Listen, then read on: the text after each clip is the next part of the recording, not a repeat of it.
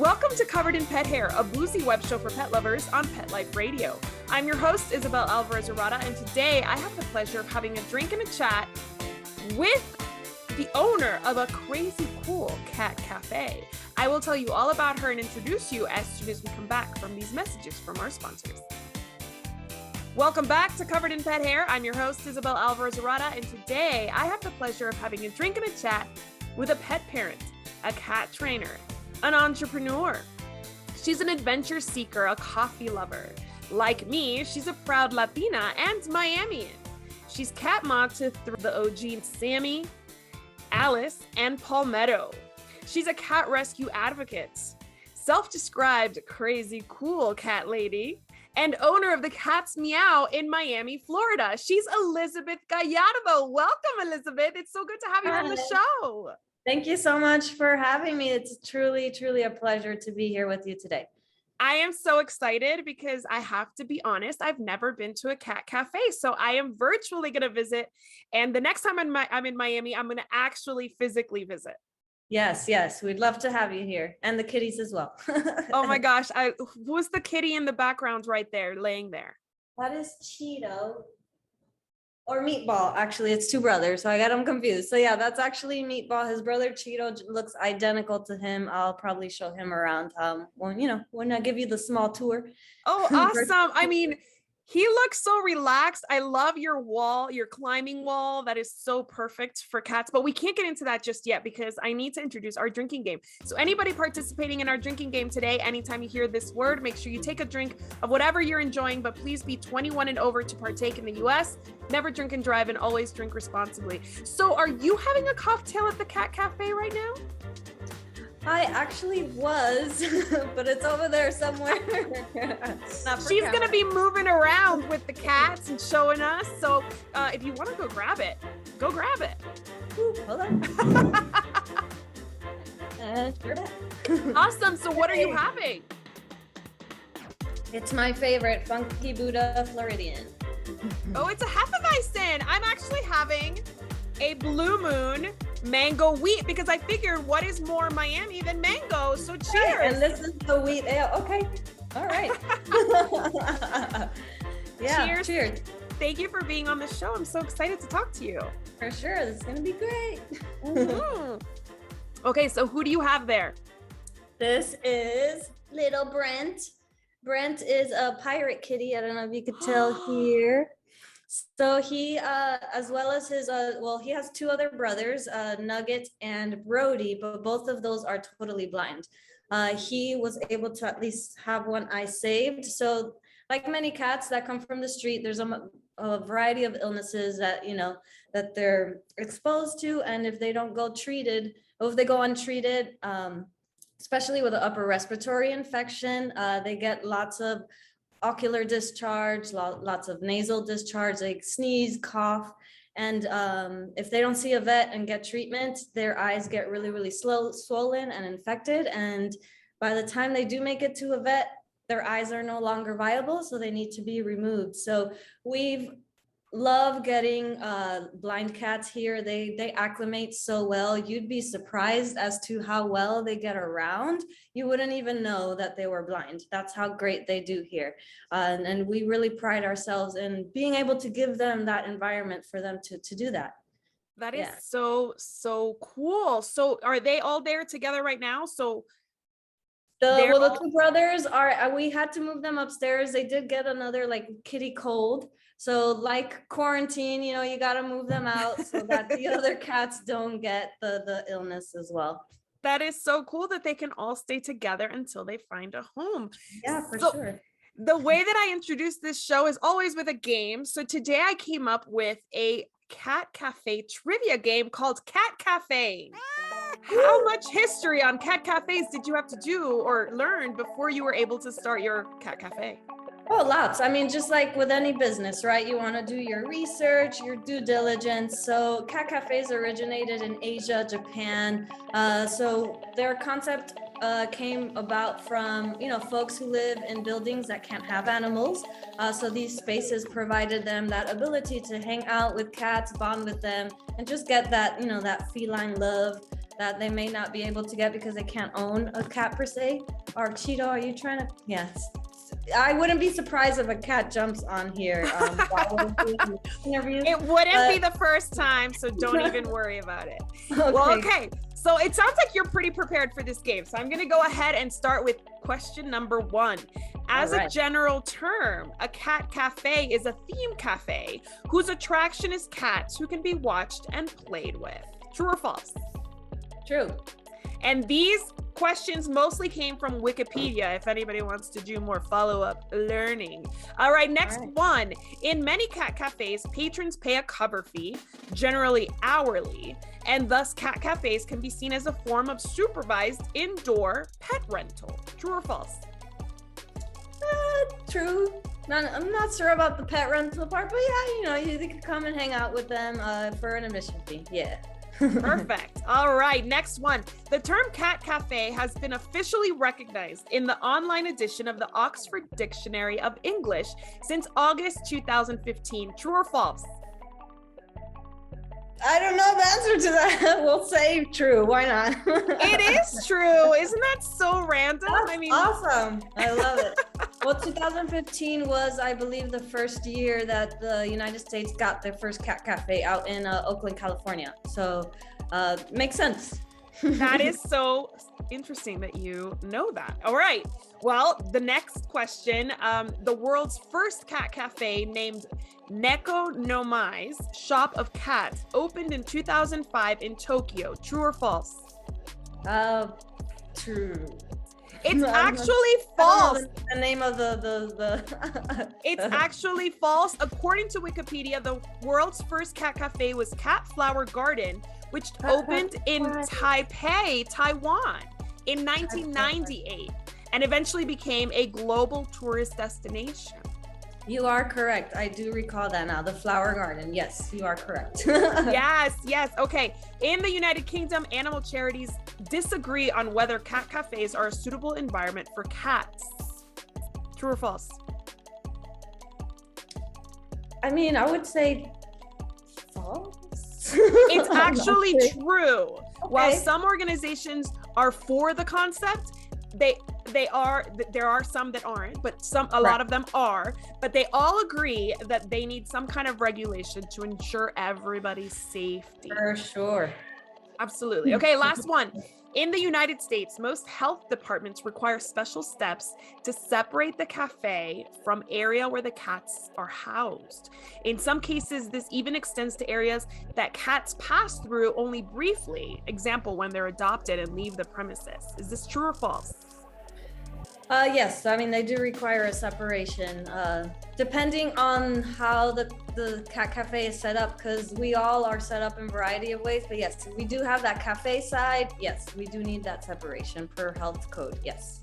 Amazing. Okay, so how did you get in the business of cat cafe? I did start in a lot of rescue work, volunteer work. I was a foster for Miami Dade Animal Services for years before opening, as well as part of their caddy team, which is the trap, neuter, return team that they have volunteers to help the outdoor population, to help control that and help them live healthier lives by practicing TNVR, where we trap them humanely.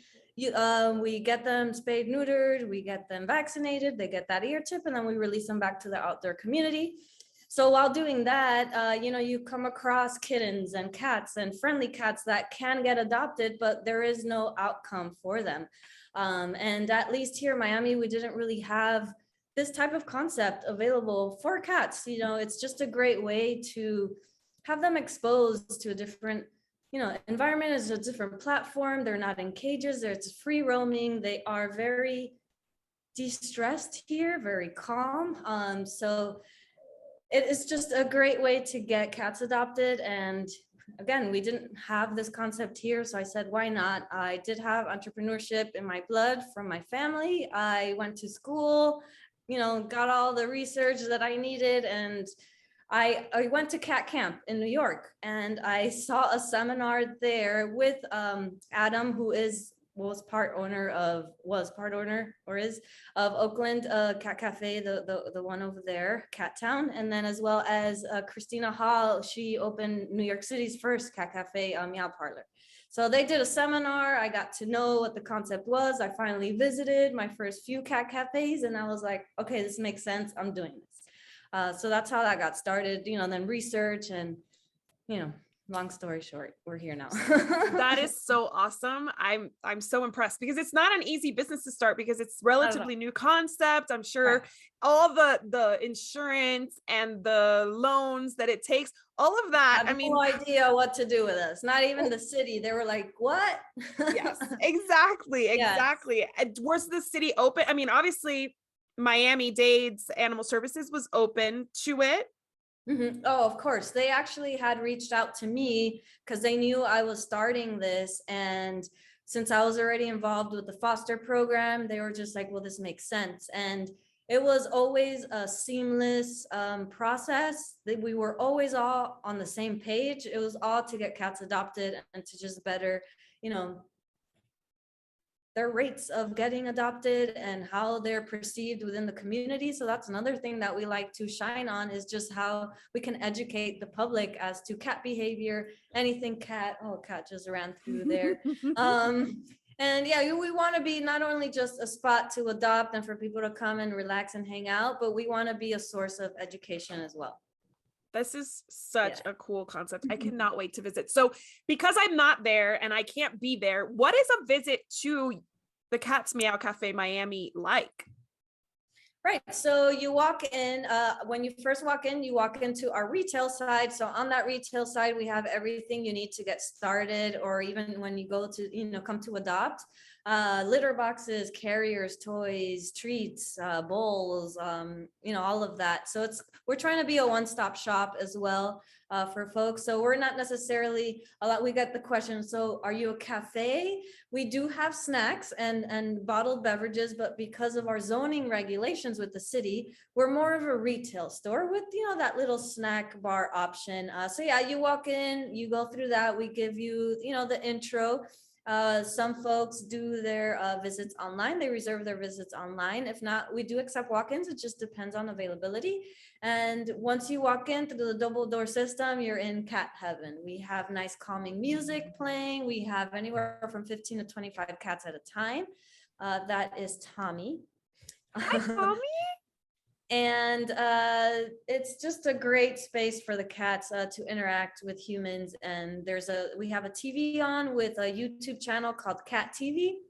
So there's birds, squirrels. Sometimes the cats would just stare at the TV. It's really funny to watch, but it's just a great experience. So what I also like to tell people is you're part of the process. If you're not necessarily looking to adopt, you're coming in here to help socialize the cats in preparation for adoption. So you do become part of the process, not necessarily you coming just here to hang out. You know what I mean? Yeah. So the goal for any cat cafe, correct me if I'm wrong, is the cats getting socialized and adopted. The humans are kind of like the props in a sense. Pretty much. But also the potential future adopters as well. Yeah. Yes, they support it financially, they support by adopting, they support by socializing, but really it's all about the cats. I mean, I can see your setup is so beautiful. I would you mind giving us a quick tour before we take a break? For sure. So it is after hours. So some of the furniture is put away, but for the most part, I'll show you the entrance here. So the double door system when you first walk in, and then you're in. So this is the lounge. There is shelving on the wall so the cats can just, do as they wish. Some cats prefer to hide up above, and some cats there used to be a cat in here, but see, we have little hideout beds like that. So if they are a little shy, they are able to hide and to get away. Here is Jennifer. Jennifer has been so far our longest, she's hiding now. She's shy. She's been here with us since February, so we are really trying to see if she can get a home. And then our old lady, Celeste, she's sleeping down here, so she enjoys her time. But I'll just put this down here and have everyone, well, here's this guy again. We have, they just get to roam freely. And if they want to climb, this is our big 8-foot tower as well. So they can climb all the way up.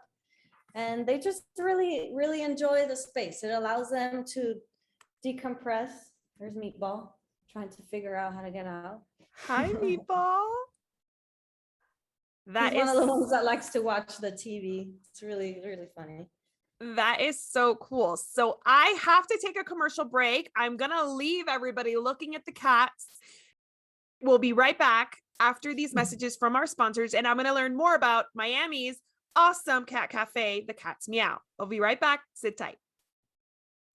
Welcome back to Covered in Pet Hair. I'm your host, Isabel Alvarez-Arrada, and today I am virtually visiting Miami's the Cat's Meow Cafe.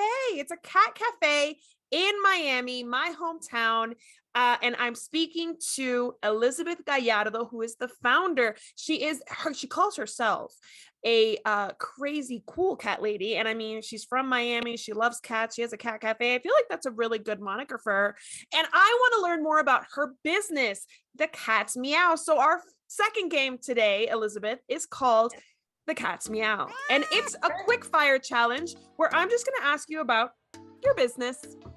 All right, fair. Yeah? All right, let's do it. All right, the first question. What kind of food and refreshments do you serve at the Cat's Meow? We have bottled cold brews. We have vegan cookies from Courtney's Cookies. We do try to, just stick to the vegan stuff, but we do have cold brew coffees, nitro coffees, lots of other juices and snacks for everyone to enjoy. That's amazing. So apart from Miami Animal Services, do you work with any rescues? No, we work with them specifically, just exclusively, yeah. Okay, next question. How many cats are kept in the building at one time? Anywhere from 15 to 25. We've actually reached 27 at one point. Oh my goodness.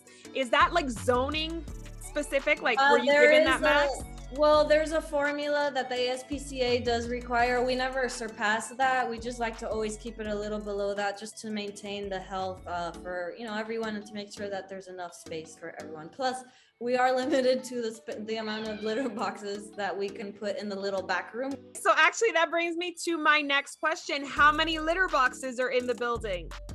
1, 2, 3, 4, 5, 6, 7, 8, 9, 10. 10. Oh my goodness.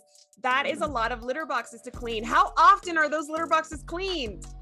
They are scooped all throughout the day, multiple times, at least 4 times a day. You would have to, for sure. Yeah. All right. Do you have to do the scooping? Sometimes, but we have employees that also help out with that, but we all get down and dirty here. I bet. You guys take Covered in Pet Hair to another level, I am sure. Another level. How long does it usually take a cat that goes to the Cat's Meow Miami to find a home? I would say an average. Usually it's an average of probably 2 weeks or so, at least with the kittens. We like to acclimate them and make sure they're all nice and healthy, but the adults are the ones that sometimes take a longer time, but for the most part, they go home fairly quickly.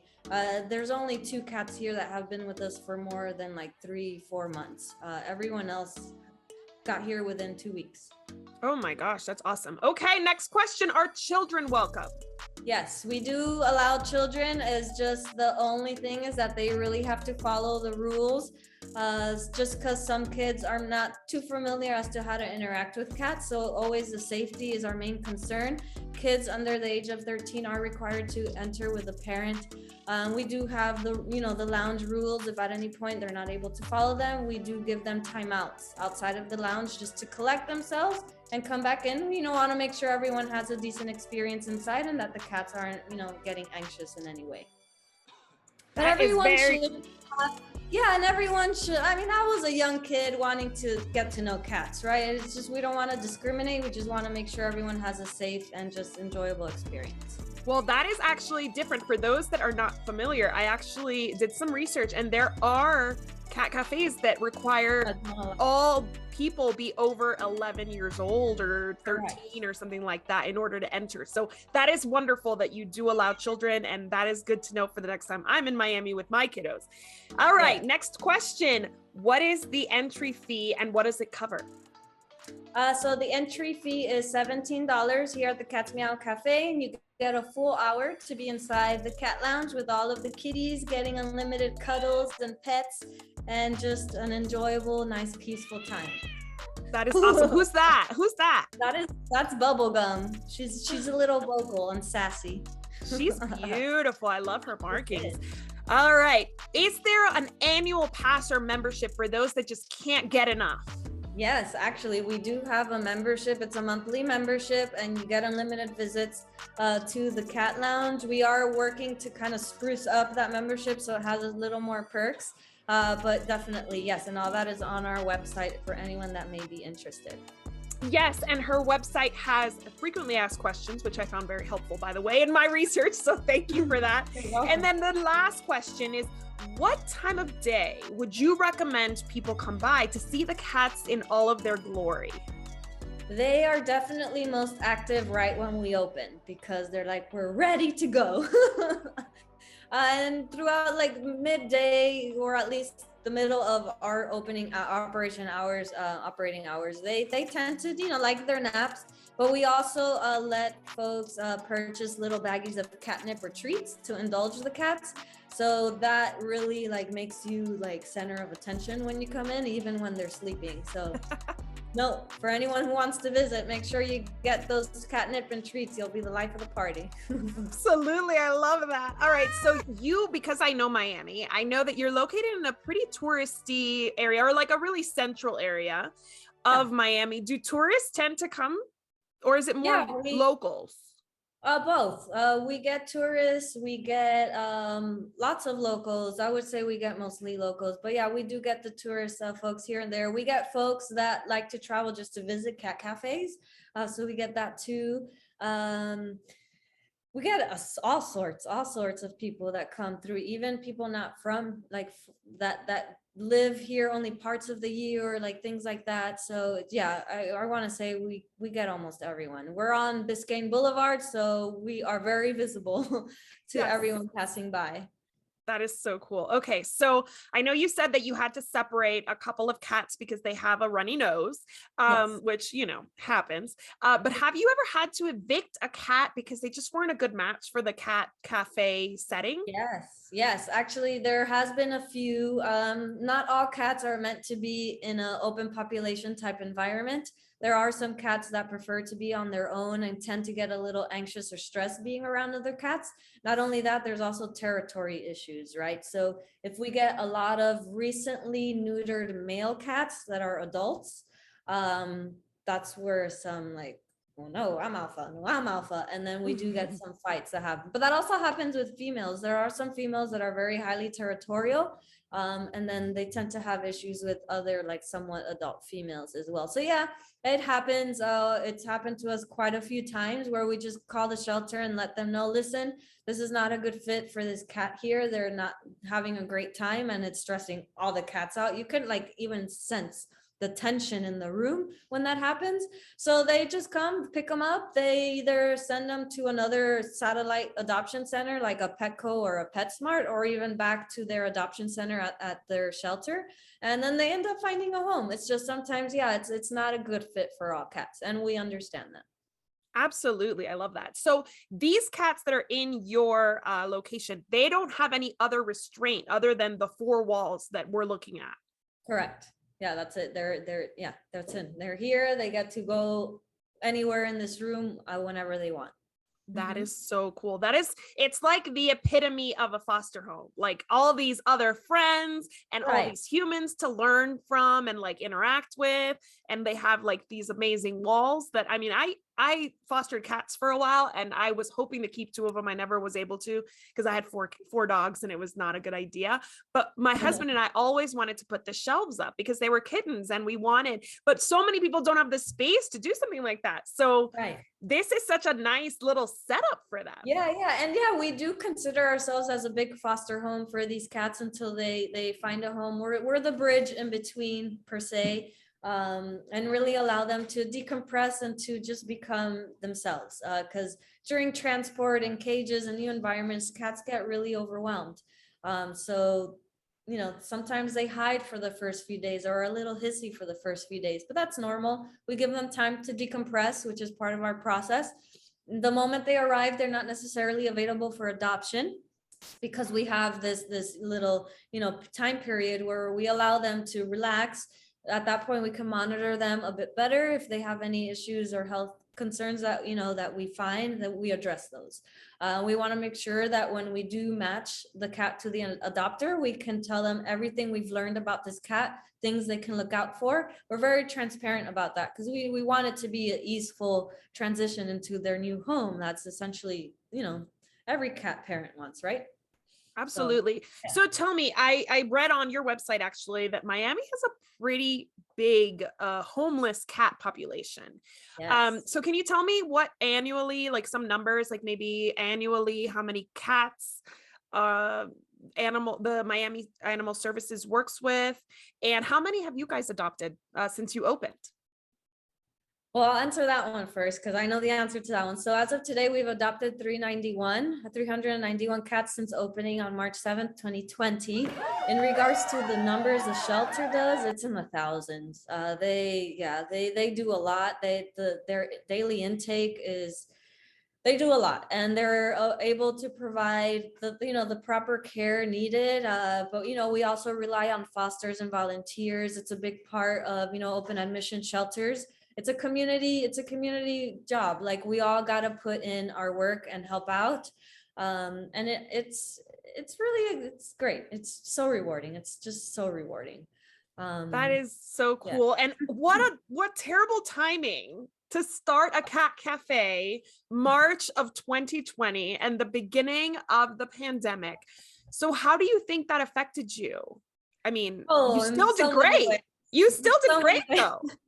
Yes, we made it through, thankfully. But yes, like many, like it still is challenging. But we've done our best to just continue, our work, and people believe in our work. So once everything kind of like settled, people started coming back out little by little. We're obviously starting to see a lot more folks coming out, especially after vaccines, started rolling out. But it still is a scary concept, right? It's a pandemic, but we were in the process approximately 2 years prior to that. So it was like, when are we opening? And then unfortunately, we did open almost a week prior to that shutdown. So good times. Oh my gosh, you poor thing. Like, the pandemic could not have come at a worse time. Horrible. So I know the pandemic put a big damper on your kitty parade, but you're like ready to take the bull by the horns, so to speak, and you have some plans for workshops and things for cat lovers of Miami. So tell me a little bit about that. Yeah, so we did kind of launch it a few months ago. I think it was back in July, where we did our first neonate workshop. So essentially, we want to be able to provide people the resources and how-tos to get started into fostering, especially those little neonates. That it's in the shelters, they need so many fosters for these little tiny babies. They are the most vulnerable in the shelters because they are so young. They tend to be motherless, and they tend to have all sorts of issues, health issues at that age. And sometimes it does require an experienced foster, but nonetheless, we even have a sign-up sheet here for people to foster. But additional to that, we want to be able to also provide education and resources for trap, neuter, return. And also, if not many people know, but the rescue world, there is a lot of compassion fatigue. We do so much for these animals, and sometimes, whether it be issues with other humans, other rescue organizations, or even dealing with death and illnesses of these little babies. So we go through a lot, and not everyone can be nice about all of that. So we have to take care of each other. So we are looking also to do some sort of workshop in regards to self-care in the rescue world and in the veterinary world. They are also part of the highest rates of suicide in this nation. So any type of resources that we can provide for people off to help the cats at the end is really what we want to achieve with those workshops. That is amazing. So how can those of us that are not in Miami support all of these efforts? You can share, repost, comment. That doesn't, that takes minimal effort and no monetary effort for that matter. We also on our website have links to our Amazon wish list. We did create a Chewy wish list at one point, and we also have our PayPal linked. So if anyone, wants to help out these kitties, every contribution goes towards, the health and to better their living situation here and to help continue our mission as well. We want to be able to adopt out way more and do a lot more to not only help the cat population, but to educate our community and just give them the confidence and resources to do all of these things to, again, at the end of the day, just better the cat population here. That is so awesome. I love it so much. I'm so happy that Miami, my hometown, is getting this kind of extra special help because Miami Dade, Fort Lauderdale, what is Broward County, they've always had a very, very large homeless animal population. There's a lot of education needed in that area. I can agree with you for sure. Yeah. And so I am so happy to see that you guys are leading in that direction. So how can our audience learn more about the Cats Meow Cafe Miami? Yeah, so you can head on over to our website. That's catsmeowmia.com. There you'll be able to learn about us. If you're local or you're visiting, you can book your appointment. There's frequently asked questions, as you mentioned, even a contact page. We have our social media linked to that. So yeah, follow us on social media. We're on Instagram, Facebook, and Twitter. So that's the Cats Meow Cafe MIA for both Instagram and Facebook, and then just Cats Meow MIA.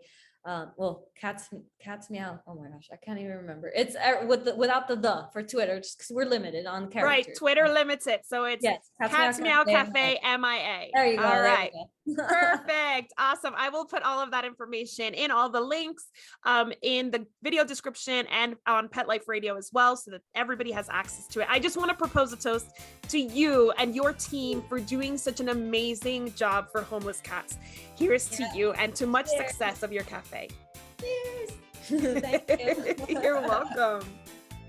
I also want to propose a toast to our executive producer, Mark Winter, for making this show possible, and to our listeners on Pet Life Radio and our viewers on YouTube. Here's to you. Thank you for joining us and spending your time with us. Here's to a life covered in pet hair, because there's no better way to live. Cheers. Cheers. To learn more about Covered in Pet Hair, please visit coveredinpethair.com or petliferadio.com. Thanks for watching, and we'll see you next time.